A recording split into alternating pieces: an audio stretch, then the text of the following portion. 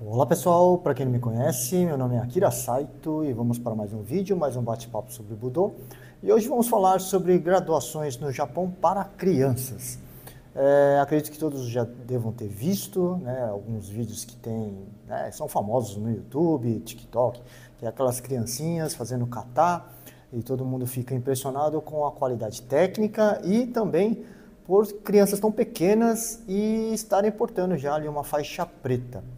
É preciso, nesse caso, entender as diferenças culturais, né? E que aqui no Brasil, ou no Ocidente de forma geral, a faixa preta ela é vista muitas vezes como uma ferramenta, um objeto de formação, né? Então, muita gente acredita que a faixa preta seja algo como a pessoa se formou na arte marcial ou a pessoa adquiriu ali a maestria, então ela tem ali um grande, né, um alto grau de conhecimento e que dali para frente não tenha mais quase nada para se obter, né? E sendo que vendo o sistema de graduação japonês é algo, claro, né, algo diferenciado, né, a faixa preta, né? Mas se você for analisar o kanji, né, da qual é escrito Shodan, que é exatamente a mudança de Ikkyu para Shodan.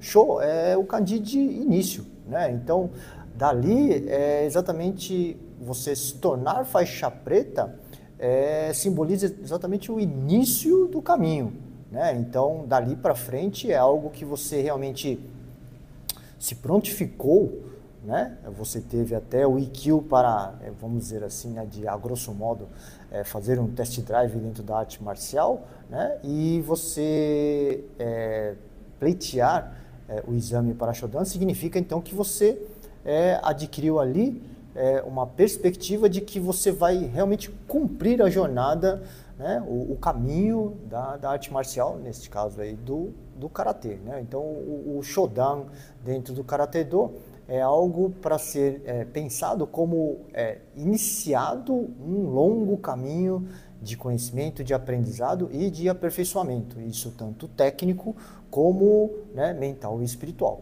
E isso no Japão ele é visto de forma que, e aí também é preciso, né, avaliar que para ser ensinado a qualquer arte marcial japonesa fora do Japão, é necessário também ensinar essa parte de cultura, a parte de costumes, a parte que envolve o condicionamento, né, os conceitos relacionados à filosofia daquela arte marcial. E dentro do Japão, esta parte ela não é tão, vamos dizer assim, diferente do que é a própria cultura do Japão. Então, uma criança no Japão, ela não precisa aprender a ter disciplina, ela não precisa aprender a ter respeito sobre, né, os grandes mestres, os antepassados. Uma criança ela tem já dentro da sua própria educação boa parte do que vai ser ensinado dentro daquela arte marcial. Então, quando você vê uma criança tendo uma faixa preta, obviamente que a parte de regras, né, para da entidade que faz, né, o exame, existem várias delas, mas a grande maioria considera que uma criança poder fazer o exame de Shodan, a diferenciação é que ela tem dentro da sua graduação vamos dizer assim, uma diferença entre o Shodan de um jovem adulto e de uma criança, né? Então, geralmente, certificado, né? No certificado desta criança estará escrito Shodan Ho, né? Que, traduzindo a grosso modo, seria quase, né? Então, quase um Shodan. Então, é colocado ali, né? Há esta observação de que esta criança teve a possibilidade de fazer o exame de Shodan, então ela é considerada, né, uma graduação, porém é uma graduação exatamente para o aspecto, no caso dela ser uma criança. E aí, através disso, ela pode angariar graduações depois desta fase, observando que aí sim, para graduações mais elevadas, né, então vamos supor, dificilmente ela vai fazer um exame de Nidan, né, logo em seguida. Uma criança com 10 anos, né, ela não vai já logo em seguida fazer uma graduação para Nidan.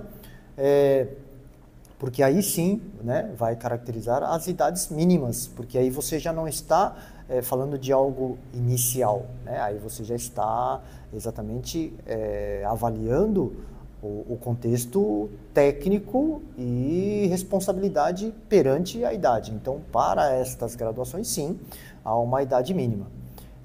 No dojo que eu treinava, né, no meu sensei, haviam várias crianças lá que tinham por volta de seus 10, 11 anos, que eram faixas pretas, né? Elas eram consideradas Shodan-ho. E aí onde você tem que observar esse aspecto cultural, que apesar de elas serem crianças, elas se portavam de forma como uma pessoa que tem a graduação de Shodan, né? Então ela servia exatamente como exemplo para os demais.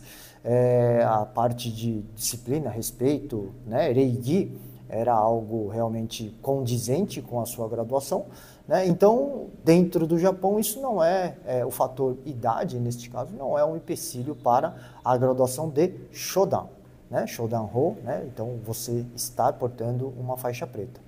Obviamente que você não consegue aplicar o mesmo método, né, fora do Japão, né? Existem até países, né, que graduam a faixa preta para menores de idade, mas não crianças, né? Não tão crianças como no Japão é permitido, né? Mas aí é por uma questão meio que óbvia, né? Aqui você vai ter que fazer com que essa criança ela entenda e ela passe a adotar, né, toda essa parte da filosofia, né, do Karatê-do para a sua condição de cultura que aqui, né, no caso no Brasil, é bem diferente. Então, neste caso, há sim, né, o aspecto de tempo, onde uma criança que começou a treinar, por exemplo, com 3, 4 anos aqui no Brasil, provavelmente ela não vai poder fazer o exame de Shodan-ho quando ela tiver 10, né? Mas é por conta pelo pouco tempo que ela, não para a parte técnica, porque eu acho que se for uma criança que realmente tenha habilidade e tenha um treinamento específico, eu acredito que tecnicamente ela possa fazer realmente um kata tão bom quanto, né? Mas aí envolve o aspecto da filosofia, que ela não vai ter o amadurecimento para entender essas diferenças culturais e realmente aplicá-las da devida forma. Então, neste caso, fora do Japão, eu acredito que seja mais difícil, né, você conseguir validar, né, uma criança de 10 anos, por exemplo, que possa ter a condição, né, tanto técnica e filosófica para portar uma faixa preta. Depois disso, sim, né, eu acredito que a grande maioria dos países adotem como sendo